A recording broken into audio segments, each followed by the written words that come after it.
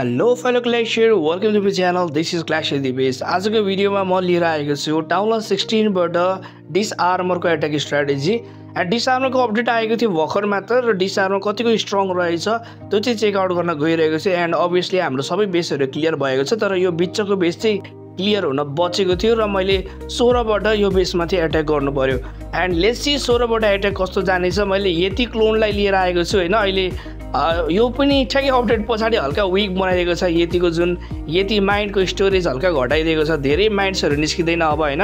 त्यही भएर चाहिँ अब यो हल्का विक चाहिँ भएको छ र डिसआर्मर पनि हल्का विक भएको छ। लेट्स सी कस्तो जानेछ एट्याक। र मैले यहाँनिर क्लोन स्पेल पनि ड्रप गरेको छु, अगाडि आइसकेको छ यति माइन्डहरू र यति माइन्डलाई मैले रेज गरेर त्यहाँनिर राम्रो भ्यालु निकालेको छु। धन्य भालु भनिदिएको यार। तर मैले टाउनकै छेउमा चाहिँ यति माइन्डलाई ड्रप गरेँ, सायद त्यहाँ टाउनल निस्किन्थ्यो भनेर, बट मेरो अलिकति दिमाग सट्क्यो किनकि त्यहाँ टाउनलको पोइजनले गर्दा खासै राम्रो भ्यालु चाहिँ आउन सकेन। लाभा लन्चर जस्तै काम गर्न थालेको छ यो टाउनलले। कुन दिन अब मोटरलाई पनि लाभा लन्चर बनाइदिन बेर लगाउँदैन क्ल्यास अफ क्ल्यान्सले। सायद फ्युचर अपडेटमा मोटरलाई मर्ज गरेर लाभा लन्चर बनाउँछ कि भन्ने मेरो चाहिँ प्रेडिक्सन रहेको छ। एन्ड स्पेल टावरको पनि नयाँ लेभल आइसकेको छैन, मेबी स्केलेटन स्पेल टावर जस्तो केही आउँछ कि भन्ने आश छ।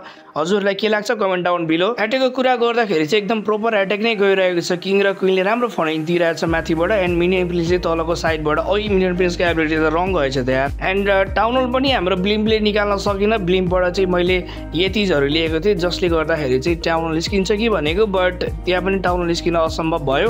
स्टिल मेरो किङ र क्विनको एबिलिटी बचेको छ र किङको एबिलिटी मैले अर्ली दिएको छु ताकि क्विन उता नजाओस् र डाइरेक्ट टाउनलको वालतिरको साइड फुटाओस् भनेर। एन्ड मिनियन प्रिन्सले यहाँनिर ब्याटल गरिरहेको छ। आई थिङ्क त्यहाँनिर रिको सेकेन्डरले धेरै नै ड्यामेज दिएको रहेछ डिसआर्मरलाई र क्विनले पनि वाल फुटाउँदै गरिरहेको छ। एकछिन वेट गरौँ, किङले यहाँनिर राम्रो भ्यालु बनाइदिन्छ यताको साइडबाट भने क्विन त्यहाँ ठ्याक्कै टाउनलतिरै जानेछिन् अनि क्विनको एबिलिटी म टाउनलमा पुग्ने बित्तिकै प्रेस गर्नेछु है त। एन्ड एट्याक अहिले चाहिँ प्रोपर तरिकाले गयो 84% मा। सो बाँकी रहेको चाहिँ बेसहरूमा अहिले हेर्न सक्नुहुन्छ स्टिल त्यहाँनिर 2-3वटा डिसआर्मरहरू जिउँदै रहेको छन्। एन्ड मेरो क्विनको एबिलिटी पनि अहिलेसम्म एक्टिभै रहेको छ, मिररवाला एबिलिटी। सो हेर्दा हेर्दै बेस ट्रिपल लागेको छ। अलिकति बिचमा चाहिँ बेस ट्रिपल जाँदैन कि भन्ने डर थियो, बट स्टिल एट्याक चाहिँ पावरफुली गयो यार। दुइटै अपडेट राम्रो छ, स्टिल अपडेट राम्रै छ। You can use this army. So अहिलेको लागि भिडियो यति नै। च्यानललाई सब्सक्राइब गर्नुभएको छैन भने सब्सक्राइब गर्न बिर्सिनु होला। त्यो रातो बटनमा क्यारी मिनाटीले भने जस्तो कुरा के हान्ने हो हानिहाल्नु होइन।